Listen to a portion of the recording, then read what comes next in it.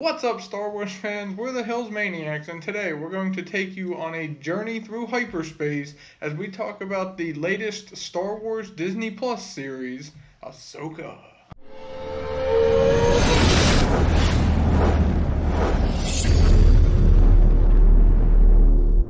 So, for those of you that don't know, Disney Plus just released a, what was it, 8 episode show about Ahsoka, which takes place before The Force Awakens, but after Return of the Jedi, and after season 3 of The Mandalorian.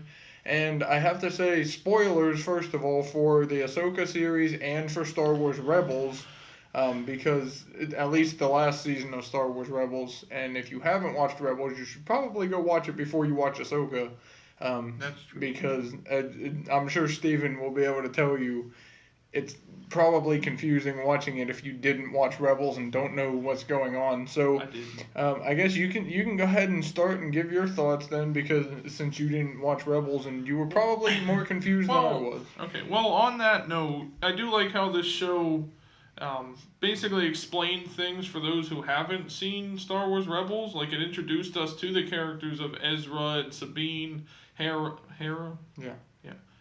Hera and all those characters from Rebels, and kind of just, I mean, they didn't like give a full recap of who they were, but like through interactions with Ahsoka and the other characters on the show, we got to kind of learn who they were, and it sort of referenced Rebels, like to where you could understand it if you haven't seen the whole entirety of the Rebels series. So I kind of appreciated that, because I haven't really watched Rebels, but I knew it was important, like in Star Wars lore, into Ahsoka's story and everything else.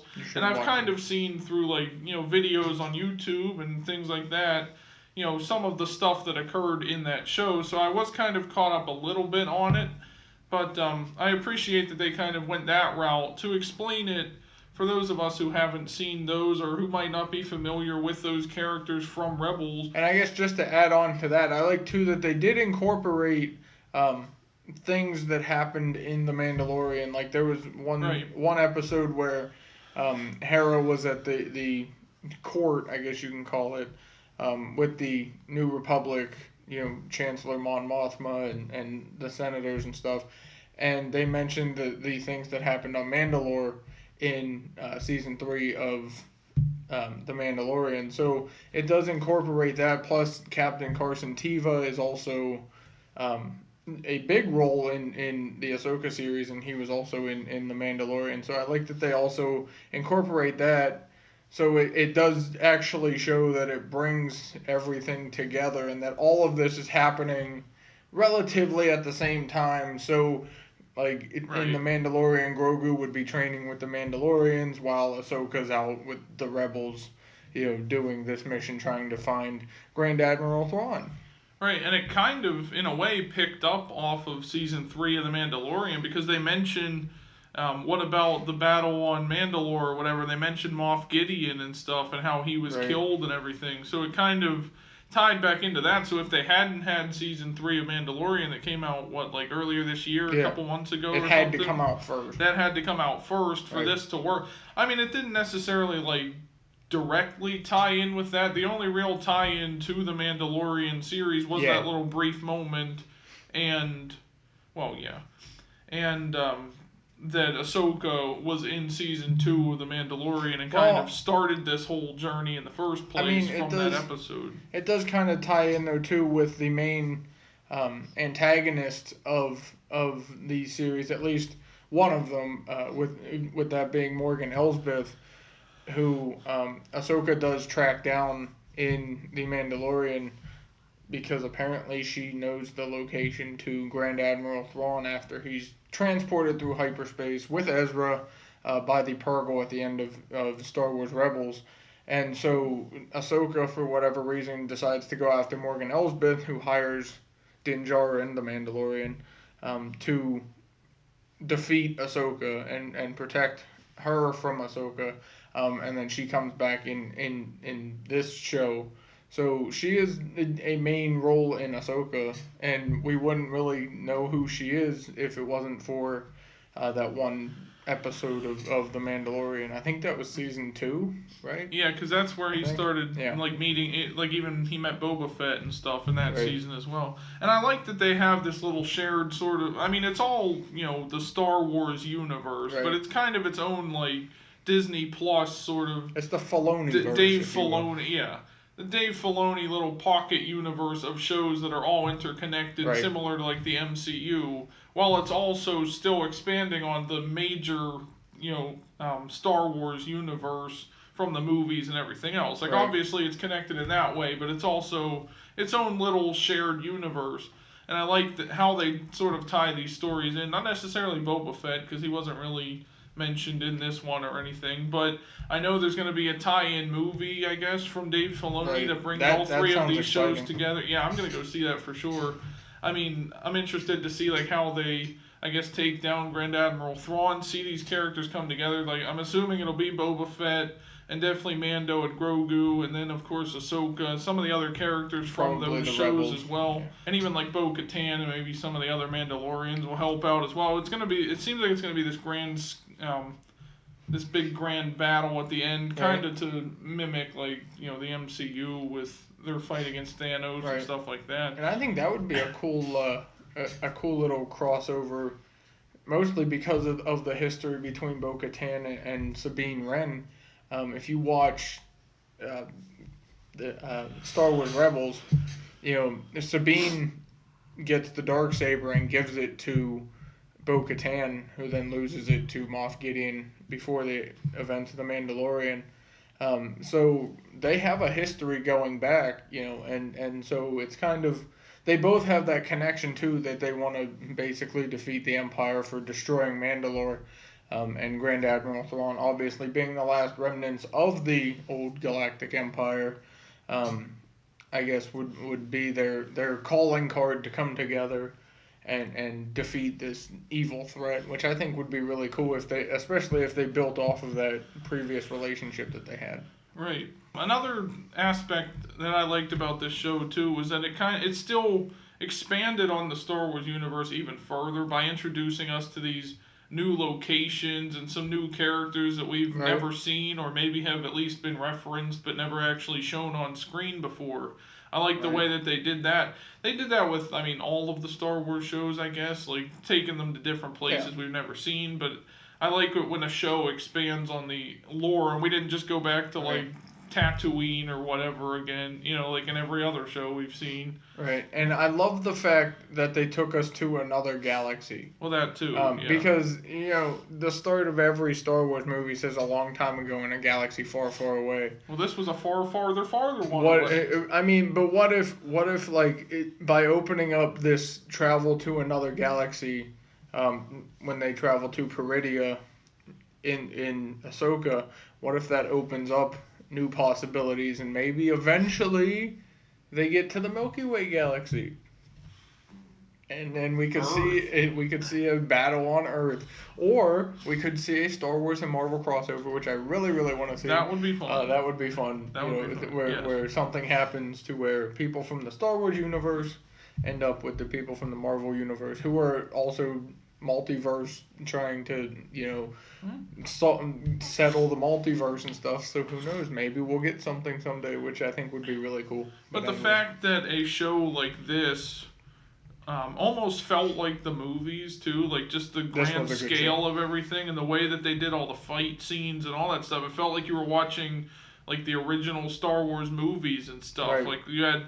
everything that those movies had: the lightsaber battles, the space travel, space battles, with the ships and stuff. Right. But then you also had like the political stuff as well. It kind of sort of connected everything we've seen from like all the other Star Wars Disney Plus shows, and sort of made its own unique spin on all of that, because you got all of that combined into one show. And honestly, for me, I feel like this was the best Disney Plus show between like Marvel and Star Wars that I've seen so far. It seemed like the most well written, the most well like choreographed and acted and everything else.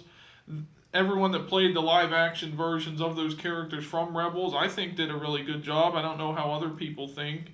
I don't really have the reference to compare to it because I haven't actually seen Rebels, but I know. I'm sure they like did as good as they could, and I think they did definitely look like their animated counterparts. You know, Right. so at least they got people that looked relatively similar. They didn't like get some like random person that doesn't look anywhere close to Ezra or whatever. You know, Right. like it wouldn't have matched or wouldn't have felt right. I mean, it would. You know, it's just whoever can act that part, I guess, is who you would get. But Right. I'm glad that they at least tried to get people that looked like those characters, you know. Yeah, and speaking of that, one of the things I liked was that they got Hayden Christensen to come back to Oh, play Anakin Skywalker again, and it really showed his and the way he was able to act, as Anakin Skywalker, talking to Ahsoka as if he had done it in the movies before, and his connection with or his ability to, act with Rosario Dawson, who obviously wasn't Ahsoka before, and he wasn't Anakin in the Clone Wars. So, for those two to have that kind of chemistry where they were good working together, and keeping their right, yeah. characters as they should be.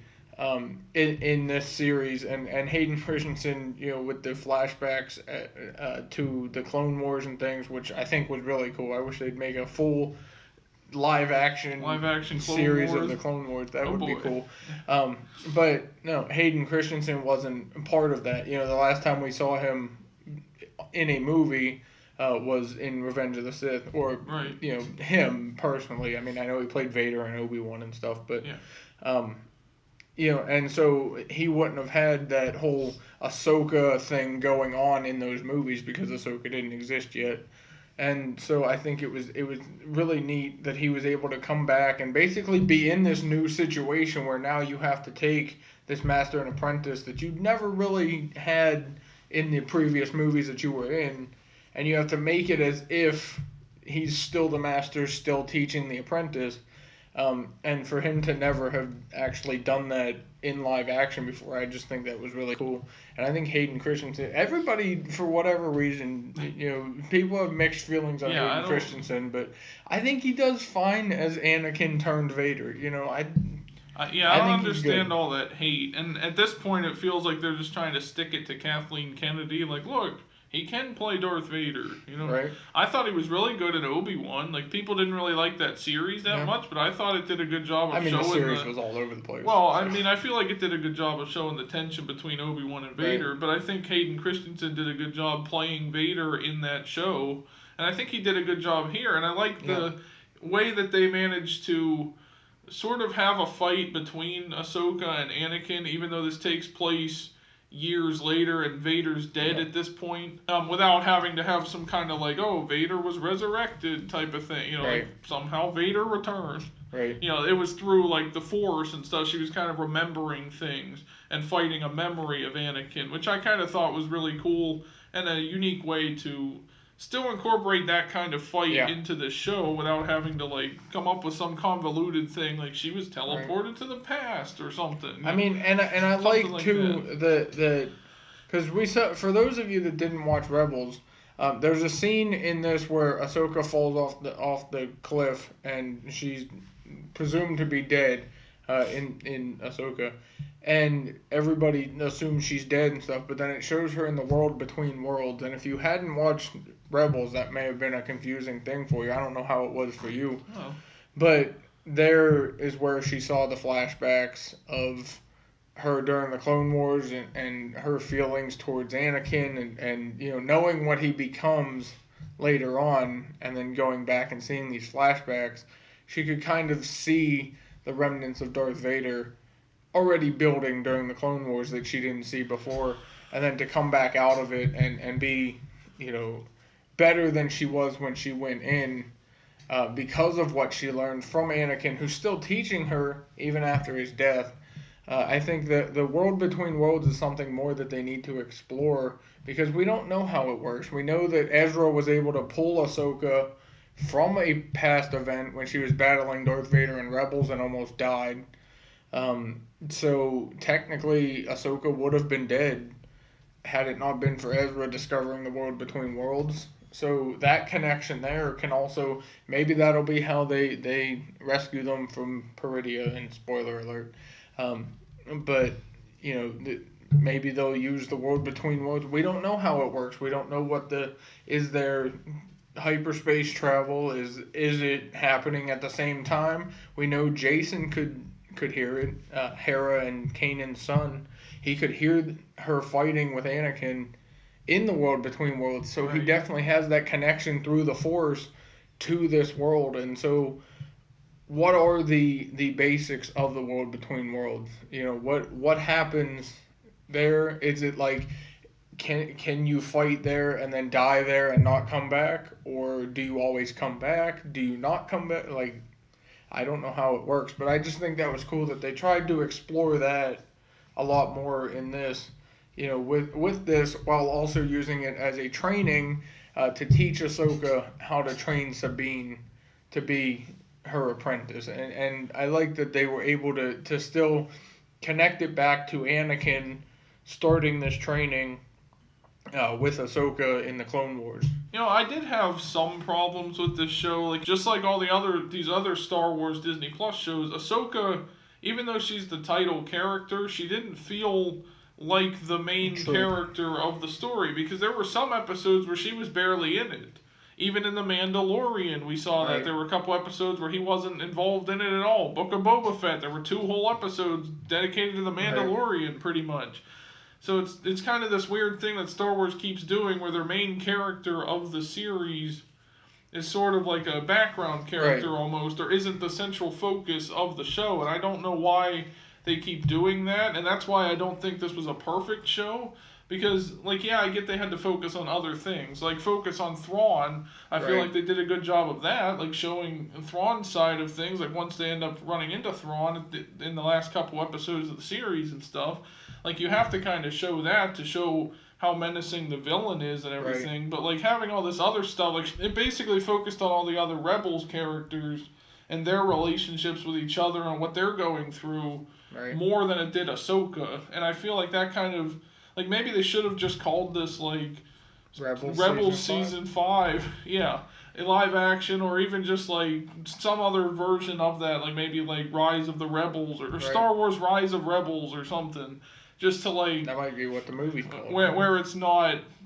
You know, because Ahsoka is the title of the show, and she didn't feel like the main focus. It felt like it wanted to be just Season 5 of Rebels and not just about Ahsoka in a way. And like you said, it did do that for all of them, you know, except maybe the Mandalorian, because I guess he was technically the, you know, focus of most of the episodes for the Mandalorian. But for Book of Boba Fett, definitely, it seemed like it focused more on the Mandalorian stuff. Obi-Wan focused a lot on other stuff, even Andor, which I know is a prequel, you know, also, but it focused on a lot more stuff going on other places than it did really on Cassian at first.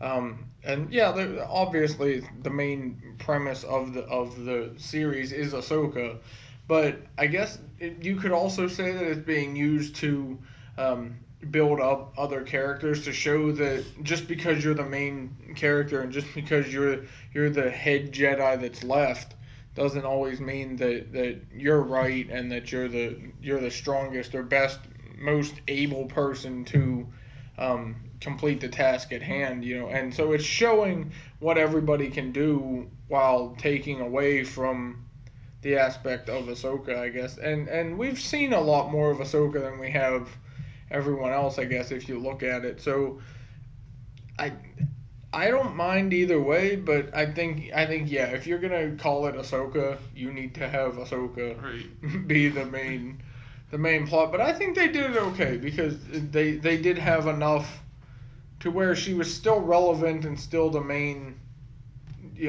focus of the show, and her storyline with Anakin and trying to become the master that she needs to be for Sabine, while also focusing on the bonds between Sabine and Ezra, and focusing on Baylan Skoll and his apprentice and their bond, and also focusing on Thrawn and Morgan Elsbeth, and trying to complete their goals. And I think they had just enough of everybody in the show that it was okay to not have Ahsoka be the main focus the entire time, because then you wouldn't know what was happening on Peridia while she was trying to get there, what was happening with Sabine before Ahsoka showed up. You wouldn't know any of that, and you wouldn't really have the backstories or the details that would make you care about.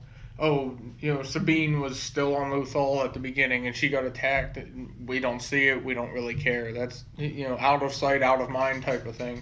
So I think they did it okay with how they split it between the characters. I know. I'm just saying maybe they could have given it a different title or something, like the Yeah, Book of Rebels or something. If it's gonna be in Ahsoka, if it's gonna be in the Mandalorian story, I guess. And since the Book of Boba Fett was called the Book of Boba Fett, it's kind of like a chapter of the Mandalorian story. Right. Maybe called this like the Book of Rebels or something, where it's like a spin-off of the Mandalorian. Essentially, is what this is. Right. But I don't know. I just feel like for titling it Ahsoka, she didn't feel like she did a whole lot, because there were 2 episodes she spent riding on them Purgles and stuff, and talking with Hu Yang on the ship and stuff, and it was that wasn't really that important. You didn't have to show her. True. That felt, it kind of felt like there were some wasted spots, and maybe with 8 episodes, there are you kind of have to cram in stuff that's not really important to sort of pad the runtime. Right. I was okay with 6 episodes for all these other shows because it gives you this limited space to waste episodes, or you would think, but they did it somehow in Marvel and Star Wars, really, on Disney Plus. Right. But with 8 or 9 episodes, it's kind of well, you gotta kind of have one episode where it's a waste, or it takes away from the focus from the main character to talk about somebody else or whatever. Most recently in Mandalorian Season 3, they did a whole episode that had nothing to do with Mando whatsoever, where it focused on people, it went back to Coruscant for a whole season. It had nothing to do really with Mando necessarily. He never ran into anything that happened there, kind of thing. So it was this really weird thing that Star Wars keeps doing, and I feel like they maybe could have titled this something different, or maybe focused on Ahsoka more, because I don't feel like I really connected with her in this series so much as just all the other characters, because they all shared the same conflict. You know what I mean? And I think one of the biggest problems, not just for Ahsoka, but for the Star Wars Disney Plus series in general, is that we know where it has to lead, especially taking place between 6 and 7. We know it has to lead to the creation of the cloning technology that brings Palpatine back in Rise of Skywalker. Unfortunately, that's what it has to lead to. And when they say somehow he returned, really that's the somehow is what these series are focusing on. And so, you mentioned the scene in The Mandalorian with Dr. Pershing and the cloning technology that he worked on I think on Kamino before it was removed. And then all the other cloning aspects that they focus on. And then in The Mandalorian Season 3, we see a cloned version of Moff Gideon. And we obviously learned that Snoke is a clone later on, in Rise of Skywalker. Right. So they've been focusing on this cloning technology since the fall of the Empire, and secretly, behind the New Republic's back. And I think that's what these series are trying to focus on subtly, while also giving you a good show on these other characters. They're also still trying to show you this is how, in the end, this is the end game for how Palpatine returns. And their biggest problem is focusing on that and not focusing on creating new stories. We're done with the Skywalker saga, and as much as they want this to connect to it, and obviously it does, taking place between 6 and 7, obviously it's part of that same lineage and that same legacy, and eventually these people will probably die. And we know that Rey hears Ahsoka's voice in The Rise of Skywalker during that scene where she's, fighting Palpatine on Exegol. So there is a connection there, but I think you can take these shows and step away from the Skywalker stuff. Like, for example, in Andor, it focused a lot on Andor and his journey and what he's been through, and obviously it was leading to Rogue One when he met Jyn Erso and then he dies. Um, but up until then, they never mentioned the Emperor really. They never, like, they didn't focus on the Empire. They didn't focus on the Republic. They didn't focus on that kind of stuff. They just let Andor be Andor. And I know it takes place technically between or before Rogue One, which takes place directly before A New Hope. So yeah, the Empire may not have been as big yet because it was, I think, like right after the fall of the Republic and stuff. But still, and yeah, they do. There are scenes where they mention it and they have stormtroopers and stuff, but that wasn't the main plot of it. And I think that's what Andor had good, versus like Ahsoka. Obviously, bringing Thrawn back is going to bring back the Empire, and with Thrawn being Palpatine's basically right hand man, in Star Wars Rebels, to have him come back into the main universe of Star Wars, the main galaxy, it is going to be a big deal, and it may set up the overall end for Palpatine returning. You know, maybe Thrawn discovered the secret, and that's how he, in the end, is able to come back. And so, to focus on that, I think is their worst, situation that they could put themselves in, because if you don't do it right, fans are really going to be upset. They already are upset from The Rise of Skywalker not explaining it. Right. And now to come in and just be like, oh yeah, he's a clone. Right. And I mean, I kind of touched on that a little bit. I did a video a while back on the problem with Star Wars, right. And I said in that video that their biggest problem, like you said, is they're focusing on everything that they're doing now takes place in the past, before events we've already seen right. in the movies and other Disney Plus shows and stuff like that. And we kind of need to move on from that. And I have heard that one of the movies that they're going to be doing or whatever, or another series or something, is set like in the dawn of the Jedi kind of thing. So like, that's kind of exciting to see, because it's not necessarily part of the Skywalker saga, right. because it's the very beginning of the Jedi and all that kind of stuff. And that's the kind right. of show I want to see. Yeah, I think that one would be cool. That's something they need to start doing, is focusing more.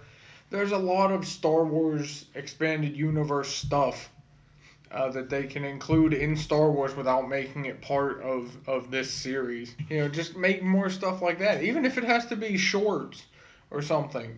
Just something that's not connected to the Skywalker saga. And I hate to say that, because that is the main premise of Star Wars, is the entire Skywalker saga of Star Wars, starting with Phantom Menace and ending with Rise of Skywalker. But there's so much more. Obviously, there's more galaxies out there. Who says you have to connect it? Just pretend it's taking place in another galaxy and be done. Right. You're and done. It's still Star Wars. We don't know. It's still Star Wars. It's just in a different galaxy, and things happen differently in different galaxies. Right. There is no Darth Vader. There is no Emperor. There could be a different big bad. They could create this whole new world just by going somewhere else. And one last thing I think that I had a problem with for this series, I think, was just the ending to me didn't feel as impactful as it could have. That's true. Like, because it kind of rushed everything at the end. Like, Thrawn made it back to the main universe. Right. And is heading to Dathomir to like continue with his plan or whatever. Which I think is a big take plot over the galaxy, whatever. And maybe they'll bring that up, like if there is going to be an Ahsoka season 2, like maybe it feels more right. threatening there. But like this ending with Ahsoka and Sabine trapped on Peridia and stuff, it kind of like it ended showing them there, and it kind of ended on a peaceful tone. There was like peaceful music and everything else. Like, why is there all this peaceful stuff going on? Like, why are they just okay? Like, we need to get back to our universe to save everyone. They're like, no, we're just gonna chill here with these turtle people. I think the main point is that they know they can't get back yet. But also, you bring up the peaceful and stuff. Shin Hati and Baylan Skoll are still on Peridia. Well, they're trapped there too.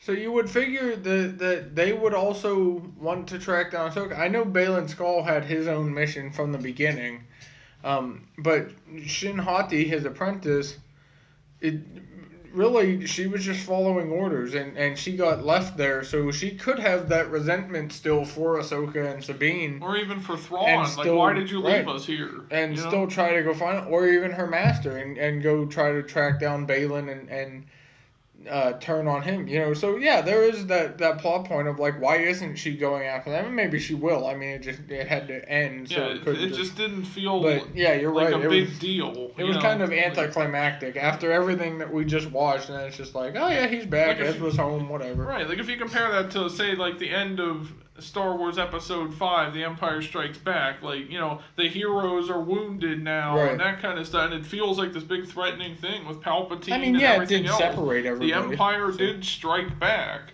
and then like this is like, oh, we're happy, we're trapped on this planet, basically, and everyone was happy Ezra's back, but no one seemed to be like rushing to like, oh my God, Thrawn's back, we need to like hurry up and get out there and find him or whatever and stop him from what he's doing, like, and I know they're probably they're gonna tell that story in either the that crossover movie that we mentioned, or if there's an Ahsoka season 2. But there might be. But to end this show on a sort of cliffhanger like that, but it's also like, no, everything's good. Right. It just didn't feel right to me, and that kind of took me out of it.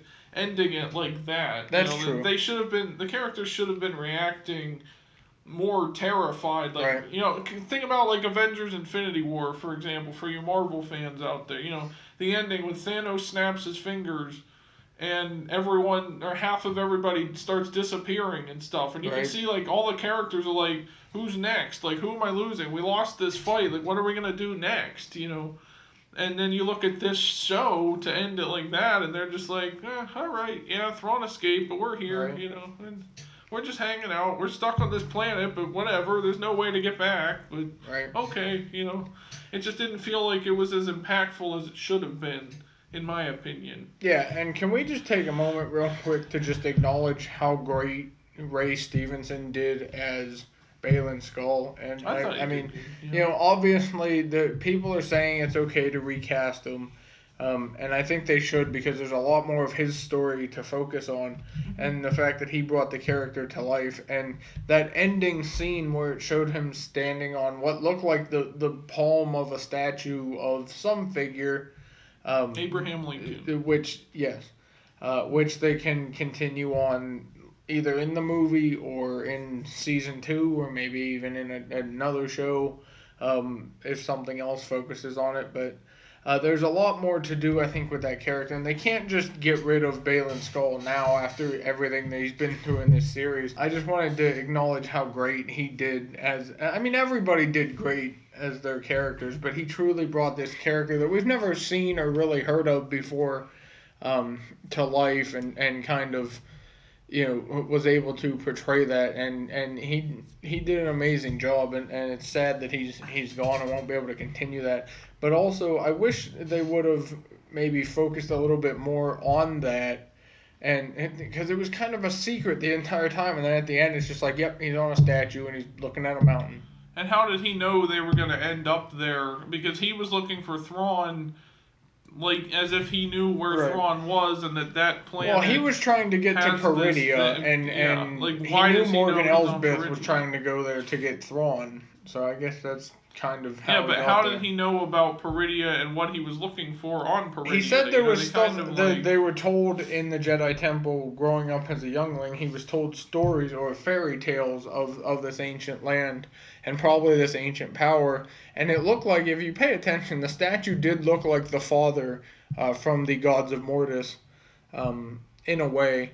He had kind of like that Dumbledore look, with the long beard and things. So I guess this could be leading back to Mortis and the gods, the father controlling the daughter and the son, who represent the good and the bad of the Force, with the father being the balance. And so I guess, and Anakin technically became the father during that, when if you watch the Clone Wars arc for the Gods of Mortis, when the father dies, he basically passes it on to Anakin and says, you have to be the one to control both the son and the daughter. And in the end, Anakin does control the son and the daughter. He does have a son and a daughter. Yeah. So I guess that could be a connection to the gods of Mortis, or maybe there's another connection. Maybe it'll connect to um, Jedi Fallen Order with the Zepho and the ancient people. Obviously, that wasn't a Zepho statue, but maybe it was somebody who worked with the Zepho, or maybe this was an even more ancient species of person before even the Dothamiri inhabited Peridia. So I think there's a lot to unravel with this ending, and I don't like that they ended like you said, where everybody's just like okay with what's going on. Yeah. But also I'm okay with the fact that we now know that each of them has their own journey, and so Balin's on his journey. Shin Hati has to figure out what she wants to do. Does she want to turn on somebody or work with them?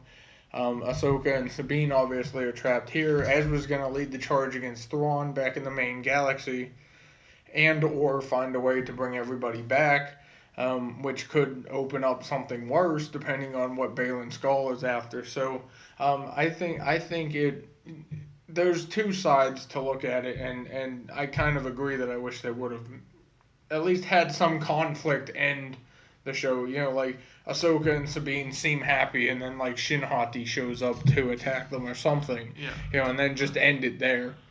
And that way it goes in, like you're like, oh, I want to see more. I want to see what happened to these people at the end of the thing, you know, or Balin Skull reaches whatever the mountain is and unleashes something, but we don't know what it is, you know. Then that leads you to, I need to watch season 2 to figure out what's going to happen and how this is going to affect the thing. Or you could have just ended with Thrawn approaching Dathomir and ending there. Right, because that scene where it shows Ahsoka in her ship and they're like trying to catch up to Thrawn as he's going through hyperspace, and then he manages, and right. Ahsoka's like angry about it.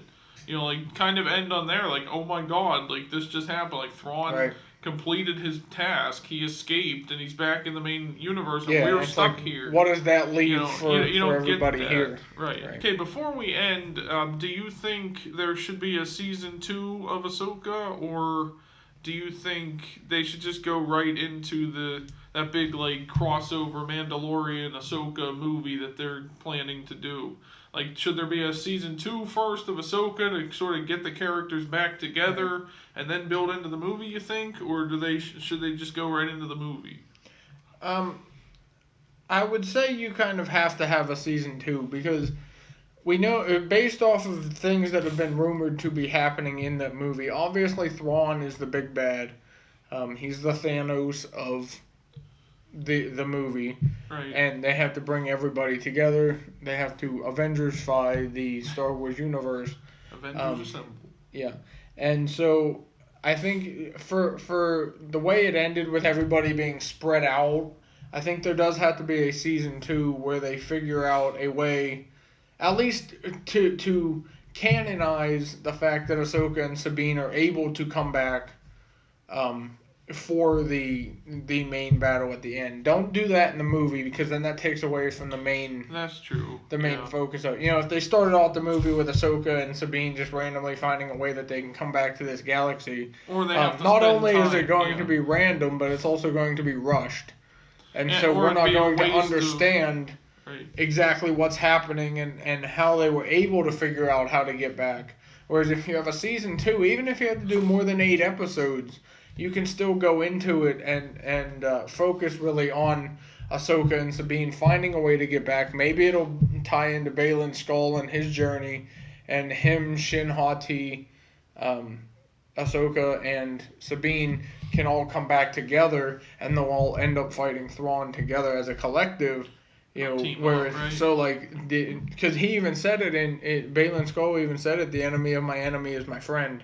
And right now, Balin Skull and Ahsoka technically have the same common enemy, being Thrawn, because to Thrawn, at least escape the planet. Yes, Balin Skull's whole point was to stay on Peridia to achieve his other goal, but he also left him and somewhat betrayed Balin Skull when Thrawn left. So, you know, it gives you that sense of like everybody now needs to team up. And I think without that second series of Ahsoka, I don't think you'll be able to fully explain, to the extent that you need to satisfy the fans of Star Wars, You won't be able to explain how they got back from Peridia unless you have that season 2. Right. Because to put that in a movie that's roughly going to be probably no more than 2.5 hours long, based off the runtime of most other movies, unless they go endgame route and do 3 hours and 10 minutes or whatever. Yeah, I mean. But either way, your main focus of the movie should be the battle, and obviously people will die, and you can focus on the emotional attachment to these characters as they get killed by Thrawn, and maybe places that get destroyed because of Thrawn. But then you also bring in other people and other storylines, and it'll just get too confusing. So you have to focus on the battle with Thrawn for the movie. So yes, I think they do need a season 2 of Ahsoka, and I don't think you can go without it. I don't think it'll work physically or mentally for the fans if you don't. Right. So let us know what you guys thought of Ahsoka down in the comments section. Did you enjoy the series? What did you think of it overall? What do you think the movie is going to be like? Are you looking forward to that movie? Or should there be a season 4 of Mandalorian first? Give us your thoughts on all of that as well, and maybe even your thoughts on Mandalorian season 3, because we didn't really get to talk about that when it was out. But thanks for watching this video, everyone. And remember, leave the scumbaggery at home, and may the Force be with you.